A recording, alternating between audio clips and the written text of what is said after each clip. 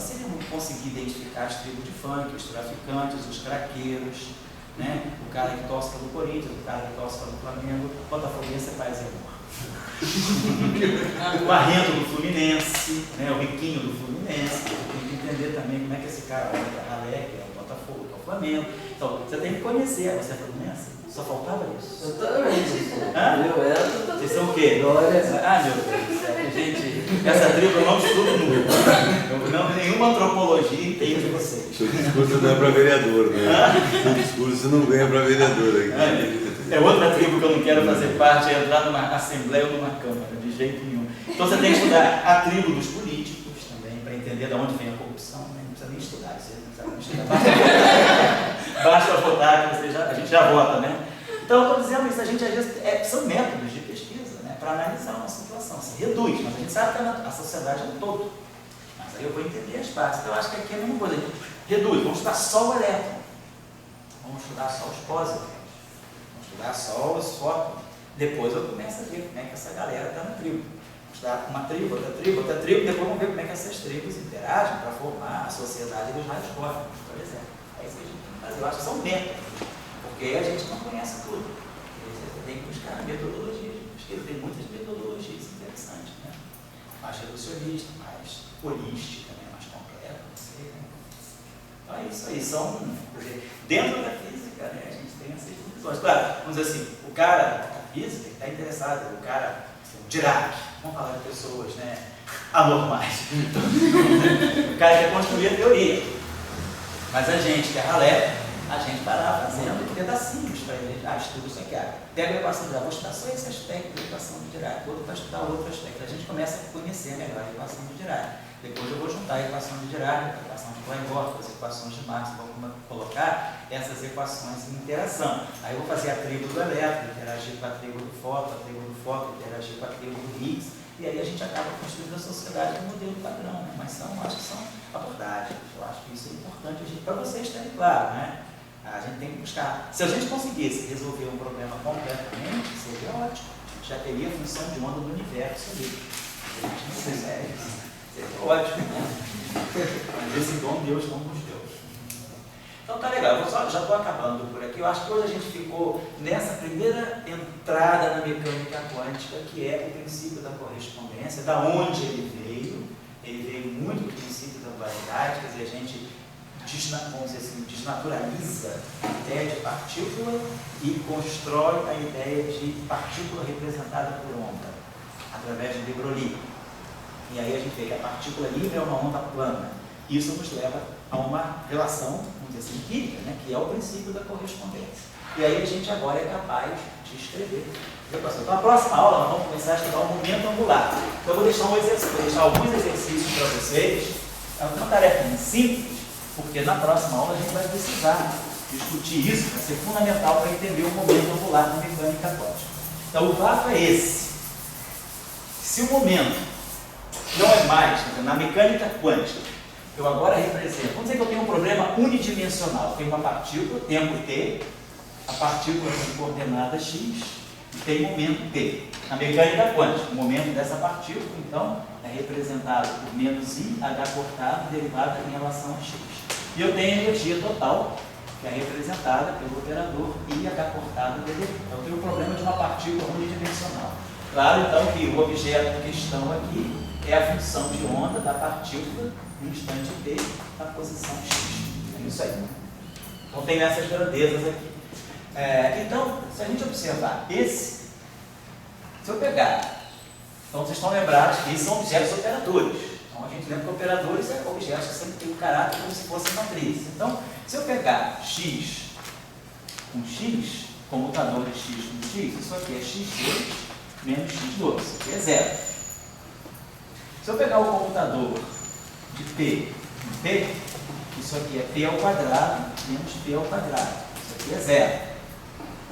Mas se eu pegar o comutador de x com p, isso aqui, na mecânica clássica, isso aqui é xp menos px. X vezes p igual a p vezes x. Na mecânica clássica, isso aqui é zero. Mas na mecânica quântica, e não é um número. Quer dizer, aqui também eu poderia pensar isso aqui, ó. Quem é P2? P2 é menos h cortado ao quadrado d2 dx2. E o outro é menos h cortado ao quadrado d2 dx2. Então essa derivada mata essa derivada. Isso aqui continua sendo zero. Mas agora aqui, isso aqui é xp menos px. Então, x é x, mas p é menos i, h cortado e gradiente. Então aqui tem menos i, h cortado, x derivado em relação a x. E aqui vou ter mais i, h cortado, derivado em relação a x. Isso aqui é x vezes a derivada. Então a gente imagina que isso aqui está sempre atuando numa função de onda. Então eu tenho x ddx do psi.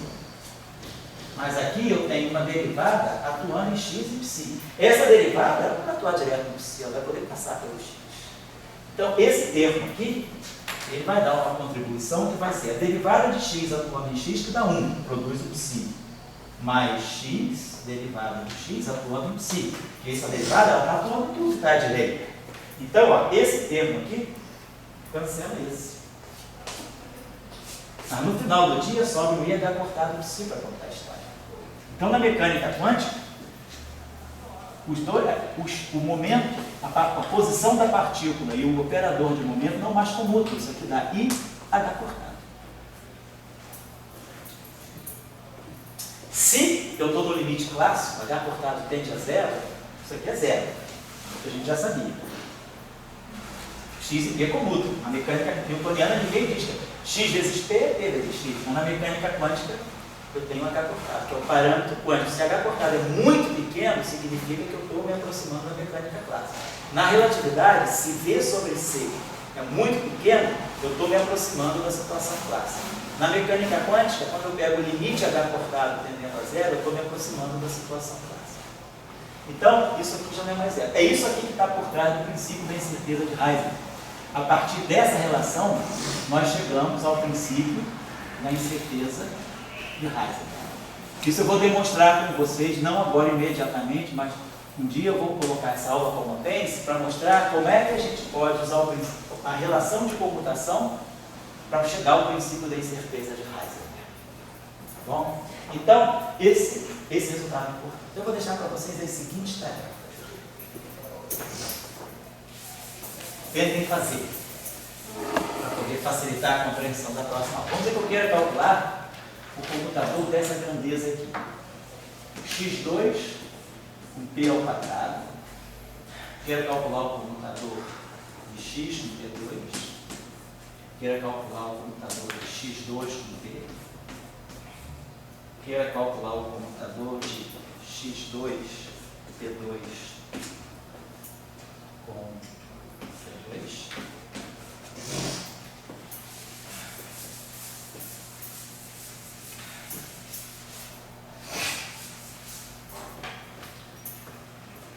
Quero calcular o comutador de x elevado a n com p. Quero calcular o comutador de uma função f de x qualquer, no momento.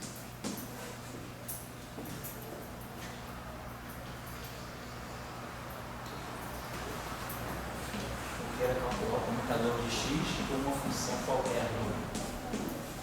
Tentem fazer esse exercício, tá? Porque a gente vai precisar disso para introduzir o momento angular. Quer dizer, não desses exercícios, mas na mecânica. Então a gente sabe que na mecânica clássica, o operador de momento angular é R vetor P.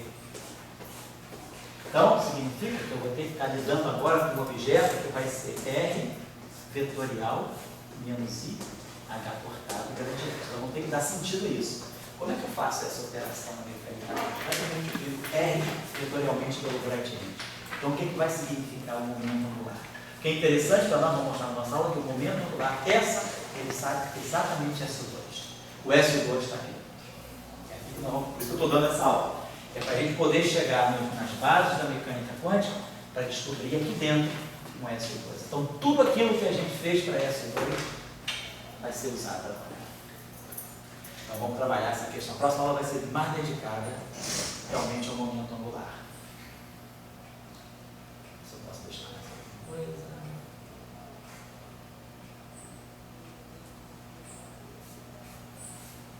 deixar uma outra relação para vocês assim. Suponha que eu tivesse essa relação.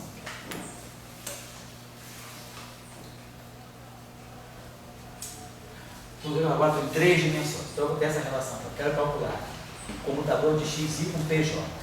Esse pj aqui significa a componente do P1, P2 ou P3. Px é menos i cortado ddx. Py é menos i cortado ddy. Pz é menos i cortado ddz. Então, basicamente, o que vocês vão ter que usar aqui é que a js componente do momento linear é menos i h cortado e derivado em relação à coordenada. Então, calculem esse comutador e calculem esse comutador aqui. F de x ao quadrado, pi, F de x ao quadrado, e D2. Calcular esse comutador aqui. Esses aqui não são triviais, tá bom? Esses aqui são simples, mas ele daqui para cá já não são triviais. Dá para fazer, estou passando coisa que dá para fazer. Tem que sentar e pensar um pouquinho. E lembrar que eu tinha deixado essas relações com vocês. Né? Quase acabou, tá? Lembrar que eu tinha deixado algumas relações importantes com vocês nas aulas anteriores, que eram aquelas relações dos comutadores múltiplos, né? Por exemplo, se eu tiver uma relação desse tipo, né? Comutador de A com BC. Vamos lembrar como é que eu fazia isso. Aqui era A, BC, menos BCA. E aí eu somo e subtraio essa grandeza aqui. Eu subtraio BAC, por exemplo, e somo BAC. E aí esse termo aqui se junta com esse. Isso aqui dá o comutador de A com B vezes C.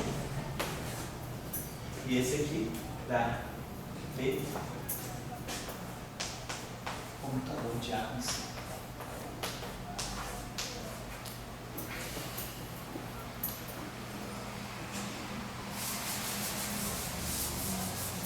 Então é isso aí. Esse computador aqui é básico. Está vendo ele? Depois, claro, a partir dele a gente tinha derivado esse aqui também, né? AB, CD. A gente fazia isso aqui dessa maneira simples. Eu chamava primeiro isso aqui de uma coisa só. Eu chamava esse objeto aqui, sei lá, de um O. E aplicava essa expressão. Então ficava o comutador de O com C vezes D. Mais o B mais o C, comutador de O com D. A gente fazia isso, quebrava para poder usar esse resultado. Agora eu substituo. Quem é O? O é AB. Então isso aqui é AB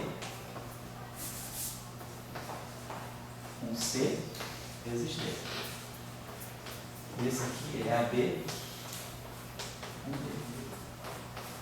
Aí agora eu quero usar esse resultado de novo aqui, mas eu sei dessa forma. Mas a gente sabe que o computador muda de sinal. Eu posso escrever isso como sendo assim, ó, menos C AB D.